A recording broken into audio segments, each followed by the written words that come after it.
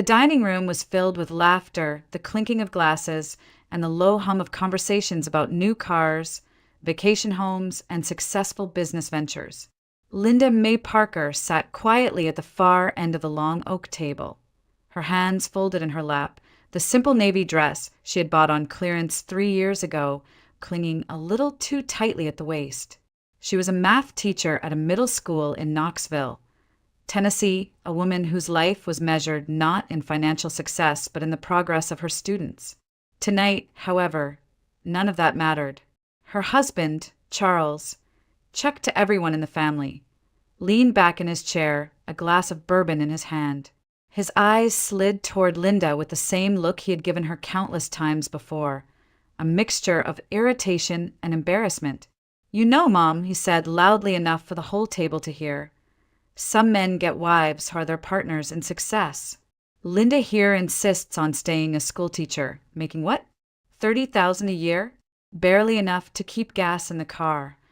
The room chuckled politely, and Linda's face flushed crimson. She stared at the china plate in front of her, pushing peas around with her fork.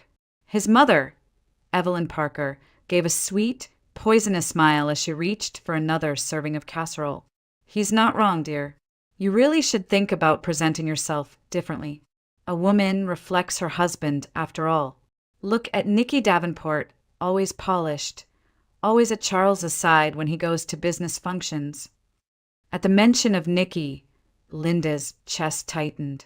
Everyone at the table knew who Nicky was, the young, glamorous owner of a chain of beauty salons downtown, often spotted on Chuck's arm at fundraisers and social events where Linda was no longer welcome. They didn't bother to hide the comparison. "I saw her just last week," one of Chuck's cousins chimed in. "Such style. She could open a magazine with those looks. And she helps out at Charles's networking events, right? That's what I call a supportive partner." Linda pressed her lips together, forcing herself not to respond. She thought of her students back at school, the way their eyes lit up when a difficult equation finally made sense, the pride in helping kids who had no one else cheering for them. But here, none of that counted. To them, she was just a frumpy teacher with an outdated haircut and a job that brought shame instead of status. Chuck leaned closer, his voice a hiss only she could hear. "You embarrass me. You don't dress like the other wives. You don't act like them. You're dragging me down." His breath smelled of whiskey, his eyes sharp as knives. By the time dessert was served, Linda felt like she had shrunk into nothing. The laughter around her seemed cruel, echoing in her ears. When Evelyn raised a toast to Charles's bright future and the family that supports him, Linda quietly set down her glass of water and prayed for the evening to end. The ride home was silent at first, the night outside the SUV filled with the orange glow of streetlights. Then Chuck slammed his hand against the steering wheel. "You sat there like a lump. Couldn't you at least try to keep up? Every wife in that room has a manicure, a personal trainer, some sense of style. And you, cheap dress, worn-out shoes. Do you even care how you make me look?" Linda turned her face toward the window, watching the blur of neon signs and fast food restaurants pass by. "I care about our son," she whispered. That only made him laugh harshly. "Maddie, don't get me started. That boy spends every waking hour with those damn robotics kits. He needs to be out on the football field, building strength, learning teamwork. Instead, he's tinkering with junk like some kind of mama's boy." Her heart lurched. "He's gifted," she said firmly, surprising herself with the steel in her voice. "He builds machines most adults couldn't understand. He programs them himself. He has a future." Chuck's lip curled in disdain. "A future as what? Some nobody engineer?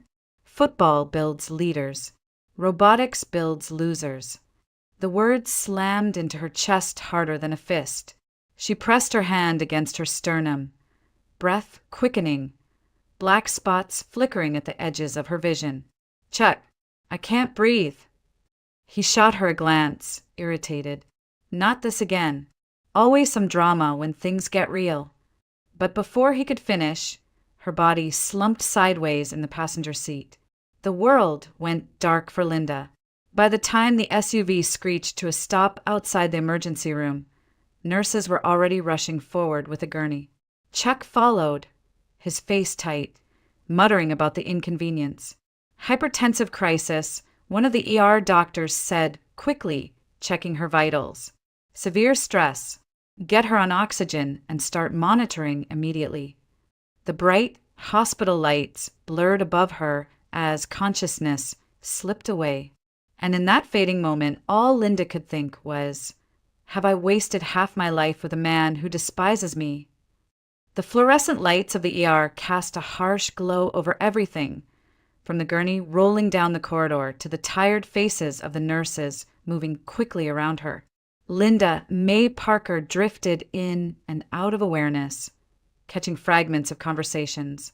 Blood pressure is sky high, someone said. Likely a hypertensive crisis. Get her stabilized. Another voice mentioned stress, exhaustion, too much strain on the heart. When she finally opened her eyes fully, she was in a private room, and 4 in her arm, the steady beep of a monitor beside her bed. A middle-aged physician in a white coat leaned over, his expression calm but serious. Mrs. Parker, your body is sending a warning. This episode was triggered by extreme stress. You need rest, and more than just a night or two. We're recommending a stress management program, maybe even a temporary stay at a wellness retreat in the Smoky Mountains. It will help you reset before something more serious happens. Linda nodded weakly, though her throat felt tight. She wanted to ask what would happen if she ignored the advice, but the look in the doctor's eyes told her the answer was nothing she wanted to hear. Chuck sat in a chair near the window, scrolling through his phone. He glanced up only when the doctor addressed him.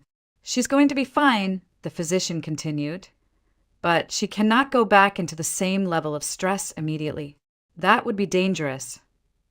Of course, Chuck said quickly, his tone polished, almost rehearsed. We'll do whatever it takes. He offered a tight smile, then slipped his phone back into his pocket. But as soon as the doctor left the room, the mask cracked. He checked his watch, let out a sigh, and muttered, You sure know how to pick your moments, Linda. I had 2 meetings today. Important ones. She looked at him from the bed, her face pale, her body heavy with fatigue. I didn't choose this, she whispered. He didn't respond, just stood and paced the room. After a while, he added, Look, the doctor's right. You need a change of scenery. There's a wellness retreat near Gatlinburg. They've got yoga, meditation, all that stuff. A friend recommended it. I'll book you in for a few weeks. You'll rest, and I can handle things here. Linda knew exactly what that meant. He could handle Nikki, the woman who was slowly taking her place in every corner of his life. The thought of going away, leaving Maddie behind with Chuck and his disapproving grandmother, made her stomach knot. But her body felt so weak, so spent, that resisting seemed impossible. The next morning, nurses prepped her discharge papers. Chuck spoke with efficient detachment, arranging for her to be transferred directly to the retreat. To the doctors and staff, he looked like the dutiful husband, responsible, attentive, making all the right decisions. Only Linda could see the impatience behind his eyes, the eagerness to get back to his own life without the burden of her presence. 2 days later, Linda arrived at the retreat, nestled deep in the Smoky Mountains. The place was beautiful in a quiet, almost haunting way. Pine trees stretching toward the sky, mist curling over the hills at dawn, cabins scattered across a sprawling property.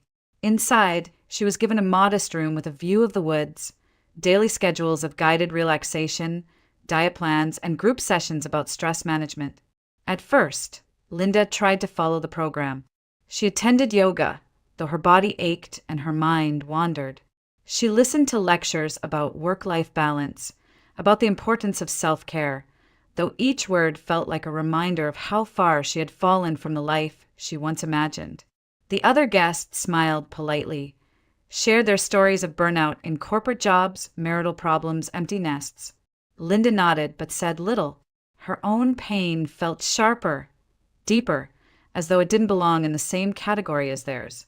At night, she sat by the window of her cabin, looking out at the dark silhouette of the mountains. Memories surfaced unbidden.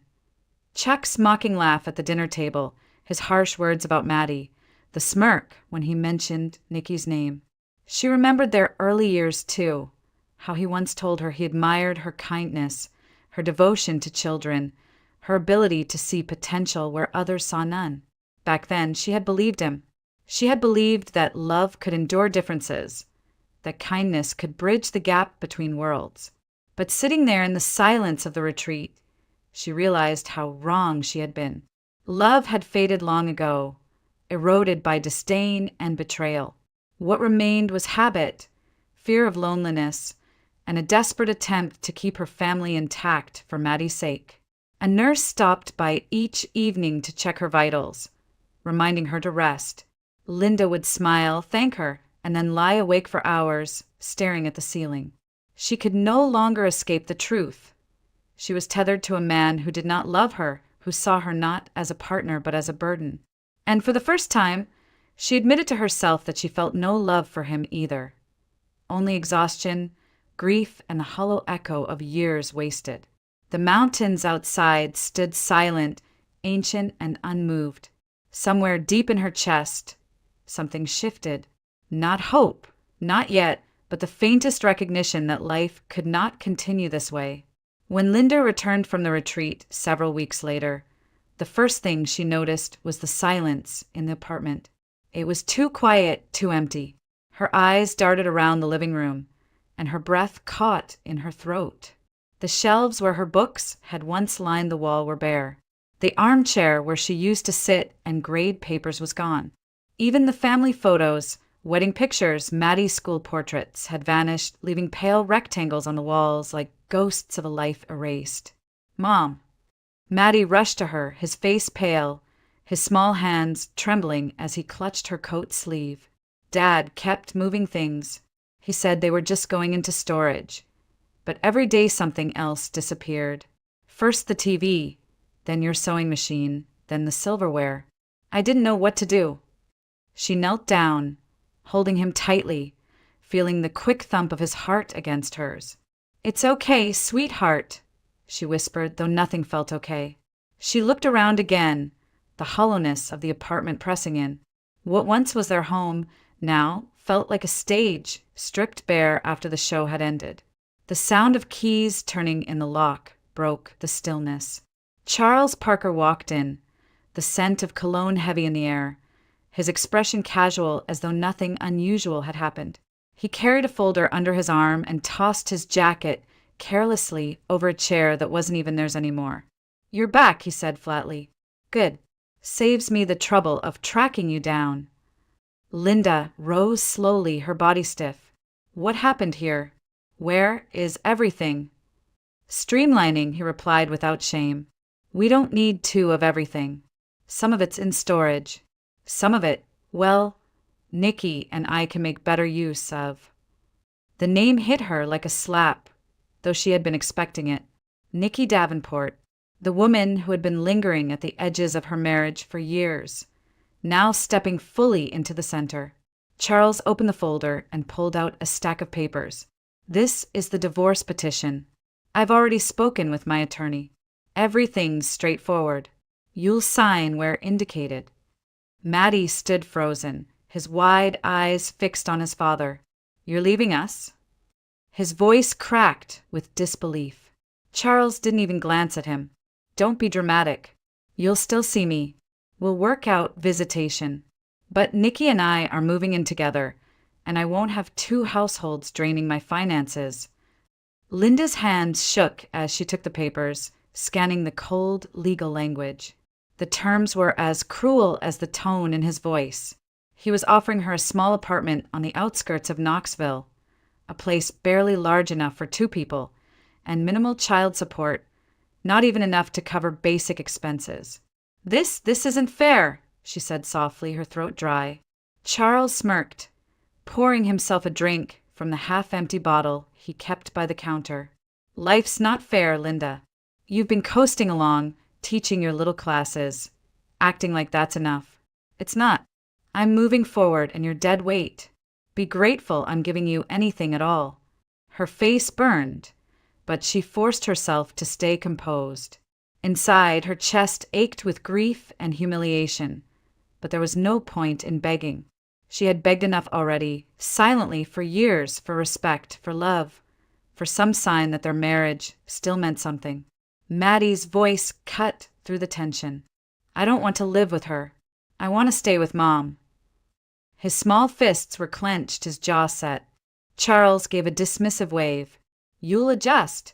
Nikki knows what's best for a boy your age. She'll get you into football, get you out of this Noid stuff with robots. You'll thank me later." Linda's heart broke for her son, but in that moment, clarity pierced through the haze of despair. This was the man she had tethered herself to for over a decade, a man who would dismantle her home, dismiss their child's passions, and replace his family without hesitation. She picked up the pen from the coffee table. Her hand wavered only once before she signed each line where the yellow tabs indicated. The scratch of ink on paper sounded final, like the closing of a door. Charles snatched the papers back with a satisfied smile. "Good. I'll have my lawyer file them by the end of the week. You can move into the new place by Monday. I'll have my assistant send you the address." He downed the rest of his drink and walked out as casually as he had entered, leaving behind only the echo of the closing door. Linda stood there, her son pressed against her side, the empty apartment yawning around them. Her hands were cold, but her voice was steady as she whispered, "We'll be okay, Maddie. We'll start over. Just you and me." The boy looked up at her, his eyes brimming with tears but also trust. And though her heart was breaking, Linda knew there was no turning back. She would not chase after Charles. She would not fight for a place in a life he had already given to someone else. She gathered what little was left, the few bags they had, the small things he hadn't taken, and held her son's hand tightly. Together, they stepped into the hallway, leaving behind the wreckage of a marriage that had died long before the papers made it official. The apartment Charles had arranged for them was a single-room unit in a tired complex on the outskirts of Knoxville. The walls were thin, the paint peeling in spots, and the faint odor of fried food lingered in the hallways. At night, Linda could hear the rumble of traffic from the interstate and the occasional shouting match from neighbors through the walls. The place had no balcony, no yard, only a narrow strip of pavement where children from the building played with battered bikes. Linda tried to smile for Maddie's sake as they carried in their meager belongings. She placed his robotics kits neatly by the window, hoping the light in the mornings might make the room feel brighter. But she could see the disappointment in his eyes. He had gone from having a small room of his own to sleeping in the same space as his mother, their beds divided only by a thin curtain Linda rigged from an old sheet. At his new school, Maddie struggled to fit in. The kids noticed immediately that he wasn't like them. He didn't care about football or video games. His joy was in the circuits and wires of his robotics projects, which earned him teasing and, worse, indifference. One afternoon, he came home sullen, his backpack dragging along the ground. "They said I had to join football practice," he muttered. "Coach told me robotics isn't a real club here. He said football builds character." Linda's stomach nodded. "You don't have to give up what you love," she assured him. But the pain in his face told her he already felt like an outsider. Meanwhile, her own world was collapsing under a different weight. She had managed to keep her teaching job, but the environment at the school had shifted. The new principal, a man named Mr. Grant, carried himself like a businessman rather than an educator.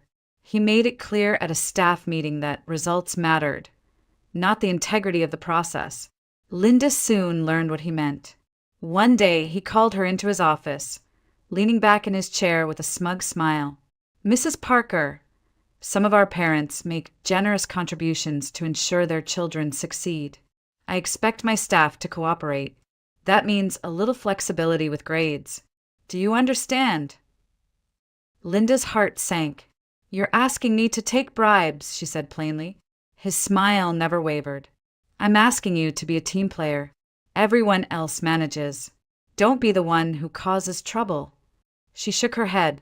"I became a teacher to help children learn, not to sell them grades. I won't do it." The air in the room turned cold. His eyes narrowed. "Then you'll find life here very difficult." And he kept his word. Within weeks, her schedule was overloaded. She was assigned extra classes without additional pay, required to cover for absent colleagues, and handed stacks of paperwork that no one else seemed to touch. She stayed late almost every night, returning home exhausted, her voice hoarse from teaching, her fingers ink-stained from grading. Bills piled up on the kitchen counter. Rent, utilities, groceries. The child support Charles had promised barely covered half of what Maddie needed. More than once, Linda skipped meals so her son could have enough. She sewed a tear in his sneakers, rather than admit she couldn't afford new ones. At night, when Maddie was asleep, she would sit by the single window, staring out at the neon glow of a gas station sign across the street. The world outside felt harsh and different. She thought of the home she had lost, the marriage that had crumbled, the career she had believed in now tainted by corruption. Every corner of her life seemed to be closing in. Loneliness pressed down on her chest as heavily as the financial strain. Friends from her old neighborhood had drifted away, uncomfortable with her divorce or too busy with their own lives. Family was far, scattered across states, and phone calls only emphasized the distance. Sometimes she pressed her hands to her face, stifling sobs so Maddie wouldn't hear. Other times she sat in silence, the weight of despair heavy in her bones. She wondered how long she could keep fighting. She had always believed that if she worked hard, stayed honest, and gave love freely, the world would repay her in kind. But now, with her marriage gone, her job poisoned, and her son struggling, that belief felt like another piece of innocence she had lost. Still, every morning, she forced herself to rise, dress, and face the classroom. She looked into the eyes of her students and pretended she was steady, that she could still be the teacher they needed. She smiled at Maddie, even when her heart was breaking. Yet, deep down, Linda felt she was standing at the edge of a cliff, the ground crumbling beneath her. And she knew, though she couldn't yet imagine how, that something had to change, because if it didn't, she and her son would be swallowed whole. The phone rang on a Thursday evening as Linda sat at the kitchen table. A stack of unpaid bills spread before her. She picked up, and before she could even say hello, Charles's voice cut through the line, sharp and impatient. "I'm cutting the support," he said flatly. "You'll get less starting next month." Her stomach tightened. "You can't just decide that, Chuck." The court ordered. "I can decide plenty," he interrupted. "And if you push back, I'll take you to court myself." "You think you'll win custody? With your tiny apartment, your pathetic salary?" "Judges don't hand kids to mothers who can't provide stability. Nicky and I can give him a real home, a real future. Don't test me." Linda's hand trembled as she held the phone. She could hear clinking glasses and muffled laughter in the background, the sound of Nicky's world spilling into her ear. She wanted to scream, to tell him he had already taken enough, but her voice came out as a whisper. "He's our son, Chuck. He needs me." "Then figure out how to make it work," he snapped, and the line went dead. Linda sat frozen, staring at the bills that seemed to mock her. Rent, utilities, groceries. The numbers blurred as tears welled in her eyes. She pressed her palms against her face, trying to steady her breath, but the hopelessness pressed harder than ever. The next day at school, things got worse. Mr. Grant, the principal, summoned her to his office again. His desk gleamed with new fixtures, a leather chair, a polished nameplate, all symbols of the donations he siphoned from desperate parents. "Mrs. Parker," he began, folding his hands neatly, "it's clear you're not fitting into our system here. You refuse to cooperate, and frankly, your attitude is disruptive. I think it's best you hand in your resignation before the board forces the issue." Linda's pulse raced. I've given everything to this job. I've done nothing wrong. He smiled, a thin, cutting smile. Sometimes doing nothing is the problem. Write the letter, or the board will make a spectacle of it, and then good luck finding work anywhere else. She walked out of his office with her head held high, but inside she felt hollow. By the time she reached her apartment that night, she collapsed onto the bed, staring at the cracked ceiling. The thought pressed down on her. She was losing everything: her marriage, her stability, her career. It was in that pit of despair that her phone rang again. This time, the voice on the other end was calm, professional. Mrs. Parker? My name is James Whitfield. I'm a probate attorney, calling from Sevier County. I'm reaching out regarding the estate of your late relative, Miss Eleanor May Carter. Linda blinked, unsure she had heard correctly. I don't know anyone by that name. She was a distant cousin, technically, the man explained. Lived in the Appalachian Mountains near Townsend. A very private woman. She passed away recently, and according to her will, you are listed as the primary heir. Linda laughed nervously. This sounds like one of those scams. What's next? You'll ask me to wire money to unlock it. I assure you this is no scam, the attorney said patiently. You don't have to send a cent, but you do need to meet with me to review the documents. Miss Carter has left behind a house, land, a vehicle, and additional assets. There is, however, one stipulation. To claim full ownership, you must reside in the house for at least 1 year. Linda sat up slowly, the words sinking in like stones dropping into water. A house, land, a car. It felt absurd, impossible. Why me? She asked quietly. Miss Carter had no children, no spouse, and few remaining relatives. Your name was specifically chosen. She ended the call in a daze, staring at the dim glow of the kitchen lamp. Her first instinct was disbelief. This had to be a mistake. She barely had enough left in her to believe in anything good. But the attorney's steady voice echoed in her mind, refusing to be dismissed. Later, when she explained it to Maddie, his eyes lit up for the first time in weeks. A house in the mountains? Really, Mom? Maybe it'll be like an adventure. Linda managed a small smile, though her hands were still shaking. Maybe it was an adventure, or maybe it was another cruel twist of fate. She didn't know.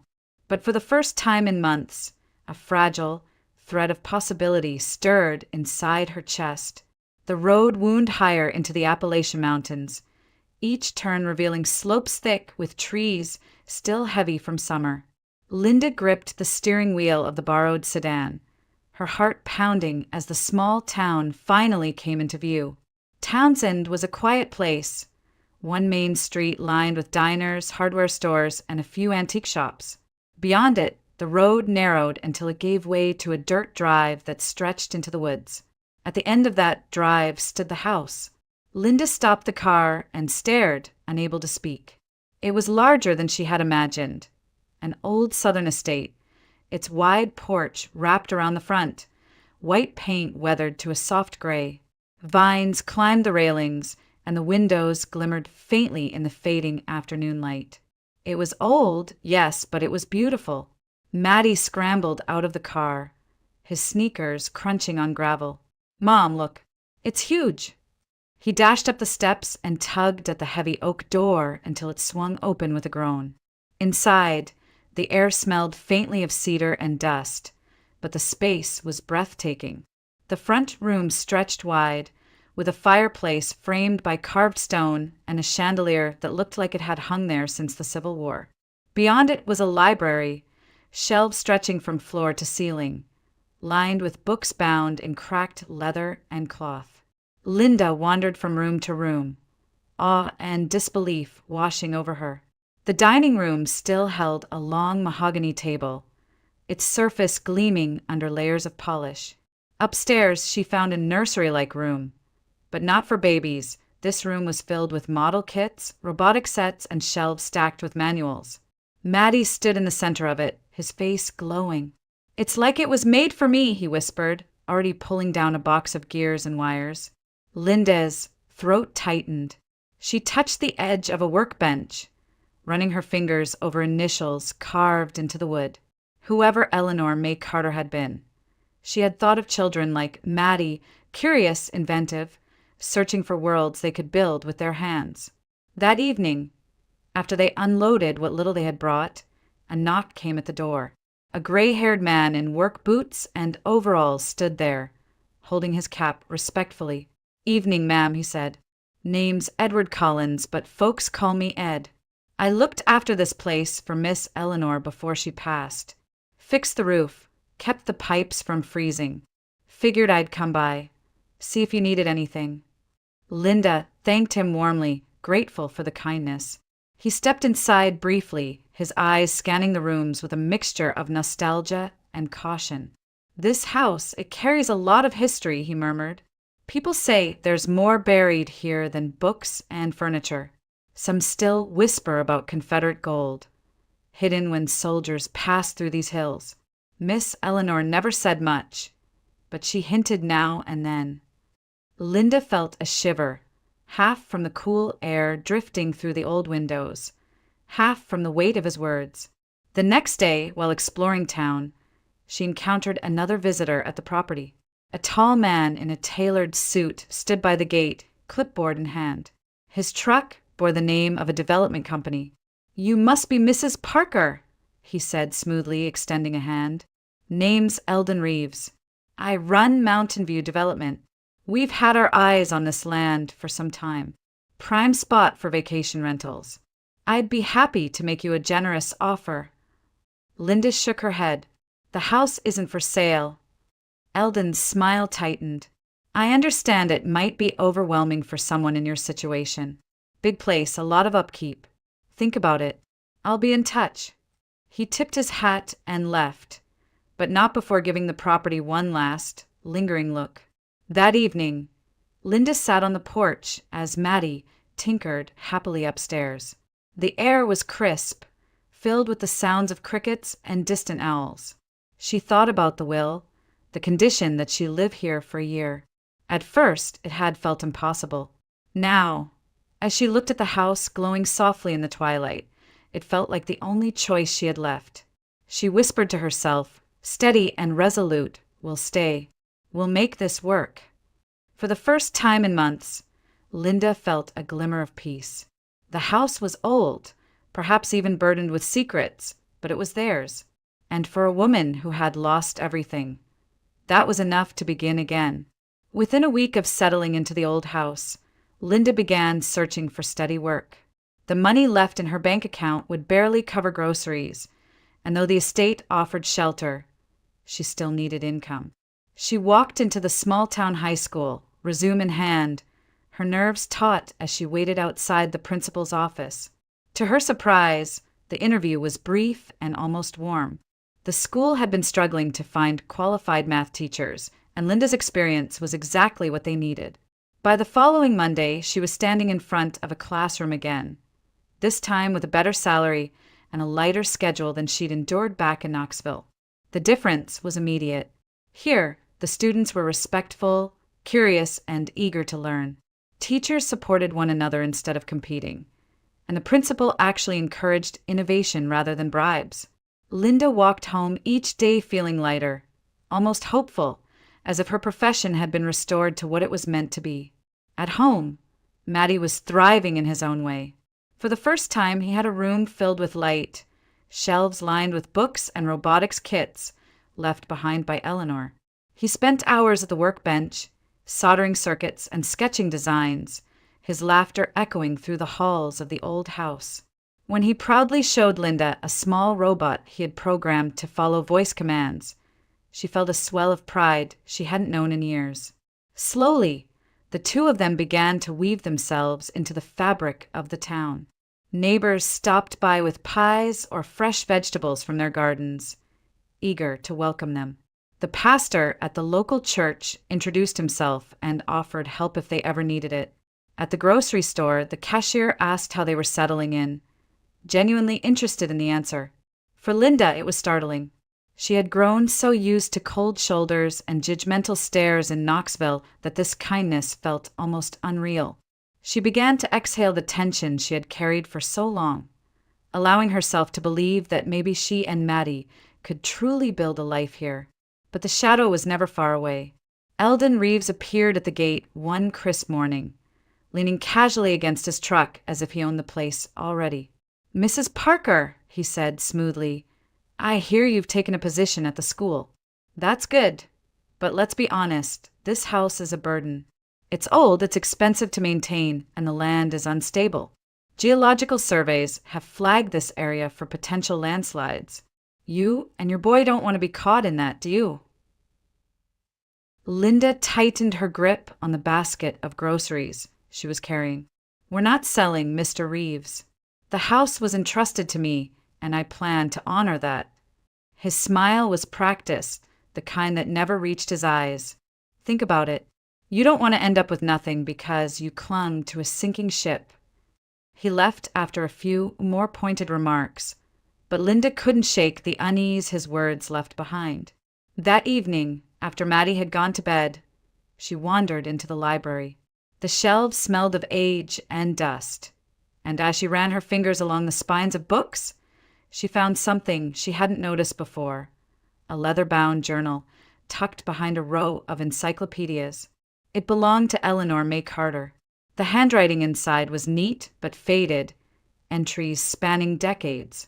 Some were mundane, notes about weather, garden harvest, repairs to the house. But others were different. They spoke of rumors passed down through generations, of gold hidden during the Civil War, of men who came sniffing around the property, claiming rights to it. There were even sketches, rough maps of the land, marked with cryptic symbols. Linda's pulse quickened as she flipped through the pages. The stories Ed, the caretaker, had hinted at were here in black and white. And the more she read, the clearer it became. Eleanor had known the property held more than sentimental value.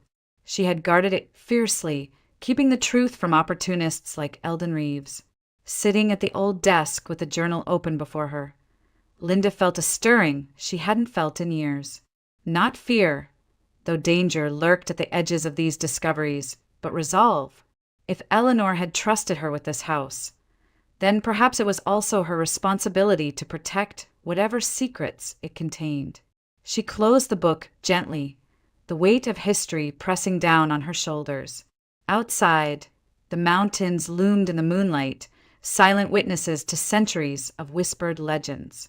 And Linda realized that her fight for survival was no longer just about rent or child support.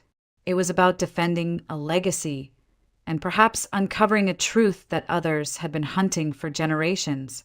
The more Linda read through Eleanor's journals, the more unsettling the entries became. Early pages described everyday life: teaching Sunday school, tending gardens, walking into town for groceries.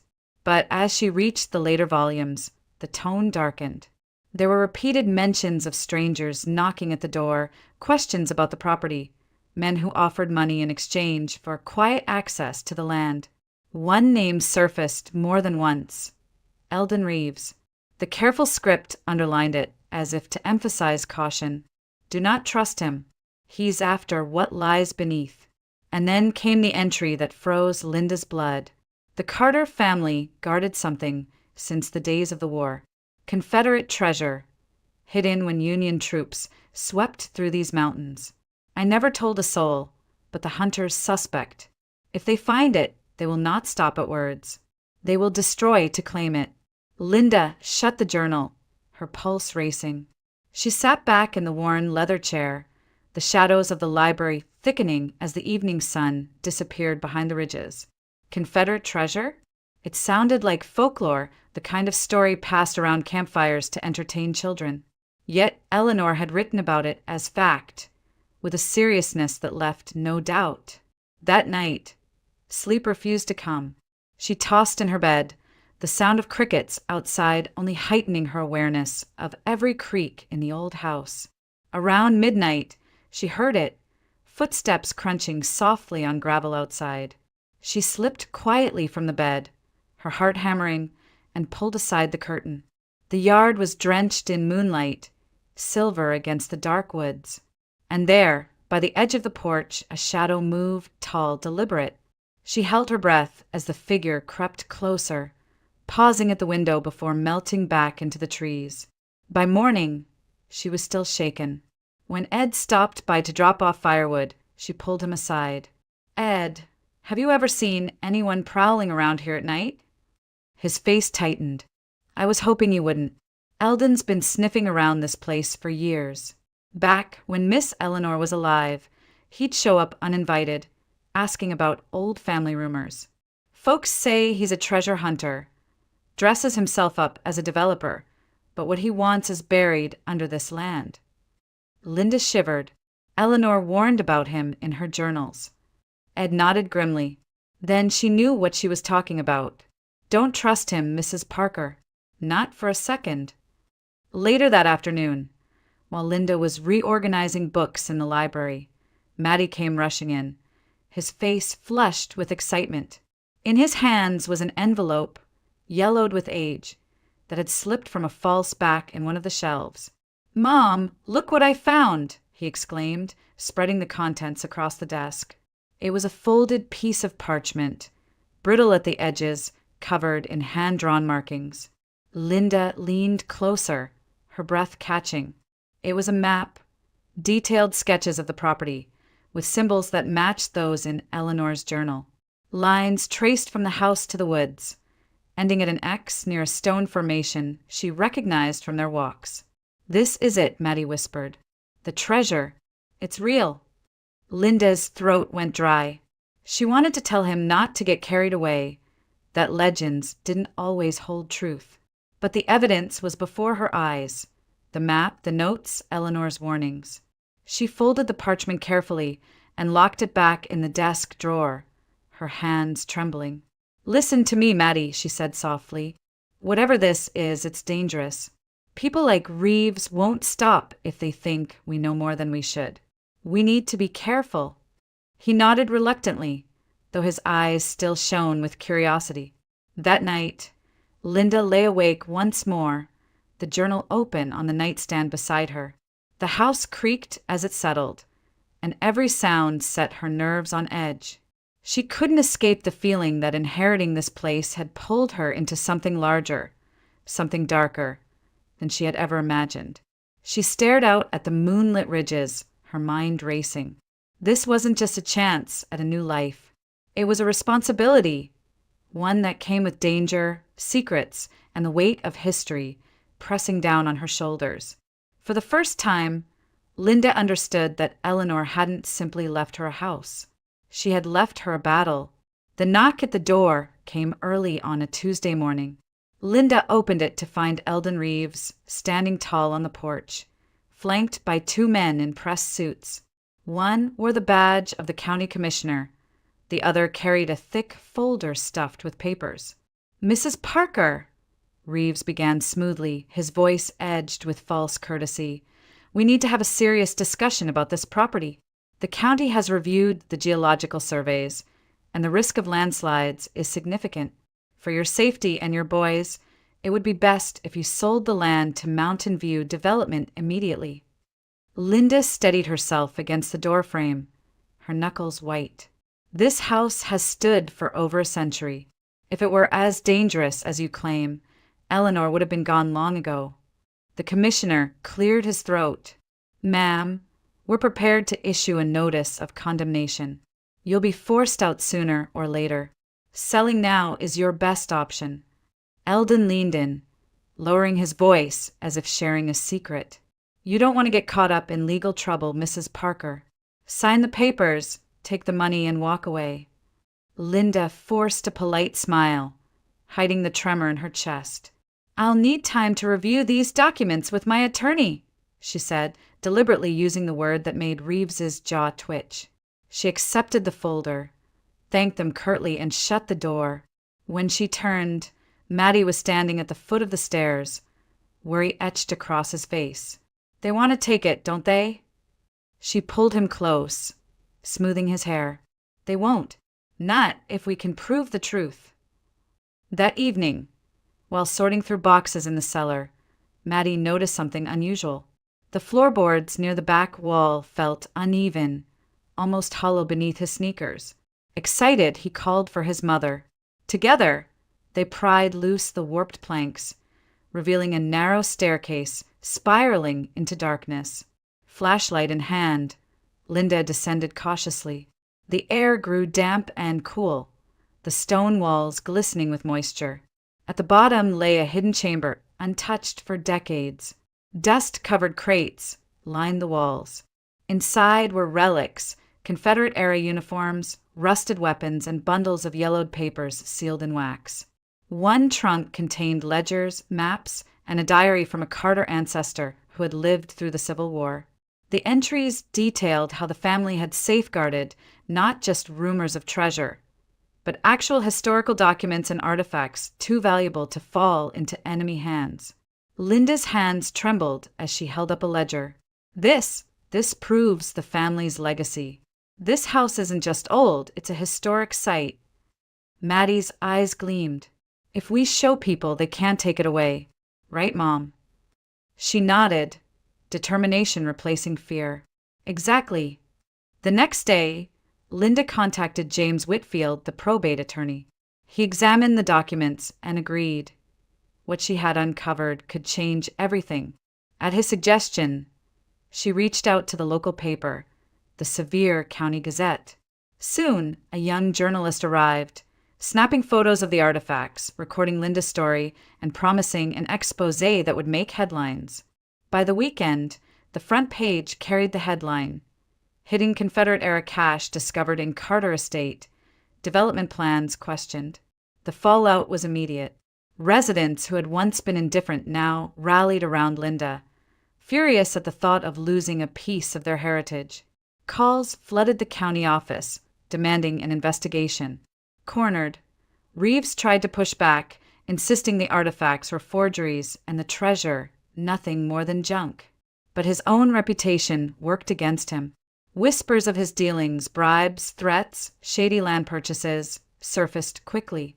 Several townsfolk came forward with stories of how he had bullied elderly landowners into selling for pennies. Then came the final blow.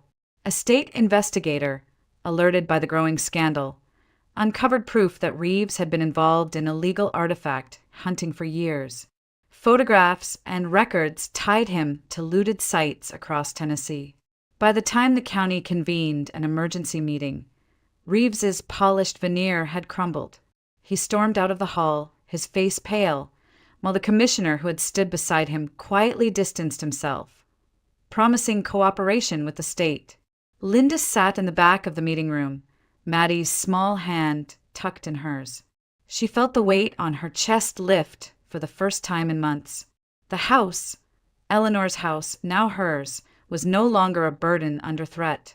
It was a treasure in its own right, recognized and protected by the very community Reeves had tried to manipulate. When they returned home that night, the mountains loomed dark and silent around them, but the house felt alive, glowing with new purpose. Linda paused on the porch, breathing in the cool air, her heart steady. For so long, she had felt powerless, tossed from one hardship to another. Now, standing in the place her family had entrusted to her, she realized she had done what she once thought impossible. She had defended her son's future, her legacy, and her dignity against those who would have taken it all.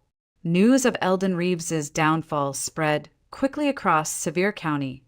But for Linda, the true victory was far more personal. For months, her life had been dictated by other people's cruelty. Charles's betrayal, Mr. Grant's corruption, Reeves's greed. Now, at last, she could breathe. The legal process moved swiftly. With the support of the probate attorney and the mounting evidence of the Carter family's historical significance, the court recognized Linda as the rightful heir and granted her full ownership of the estate. The stipulation of living there for a year had been satisfied, but now the house was hers forever. No more threats, no more offers from men in suits. The title deed bore her name, Linda May Parker. At the same time, word about Maddie's talent began to circulate. The robotics kits Eleanor had left behind were more than toys. They became tools for a future.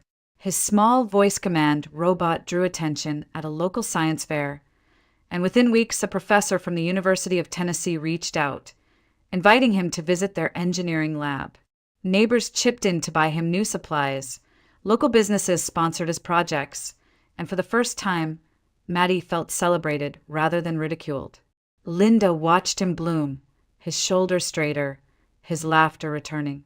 He was no longer the boy mocked for being different. He was a young inventor whose community believed in him. Meanwhile, Charles Parker's carefully curated life collapsed. Nikki Davenport left him for a wealthier investor, and his business ventures, propped up more by image than substance, crumbled without her connections. He lost contracts, fell into debt, and eventually filed for bankruptcy. Rumors swirled that he had moved into a small rental outside Nashville, alone and bitter. He made no further attempts to interfere with Maddie's custody. Perhaps it was shame, perhaps exhaustion, but Linda suspected it was something simpler. He no longer had the resources to fight her. The man who once lorded power over her was reduced to nothing more than a shadow of his former self, irrelevant to the life she was building. For Linda, the sweetest revenge was not seeing him broken. It was realizing she no longer cared.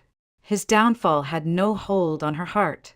She had her son, her home, and her dignity. That was enough. Life at the estate settled into a rhythm. Mornings began with sunlight pouring through tall windows, Linda sipping coffee on the porch while Maddie worked in his workshop. Afternoons brought lessons at the school, where she was respected as both a teacher and a neighbor. Evenings often ended with visits from friends, Ed bringing fresh apples from his orchard, townsfolk stopping by to share stories or marvel at the artifacts Linda had carefully preserved in the library. She was no longer the frumpy wife mocked at dinner tables. In this community, she was a woman of integrity, someone who had stood her ground when others tried to tear her down. And in that recognition, Linda discovered a peace she had thought lost forever.